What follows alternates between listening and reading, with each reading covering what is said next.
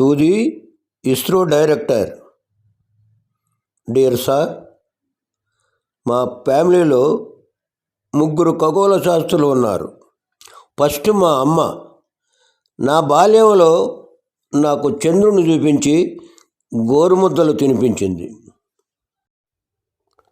తర్వాత మా నాన్న స్కూలు ఎగ్గొట్టి ఆటలాడుతుంటే లాగి కొట్టి విశ్వం మొత్తాన్ని చూపించాడు.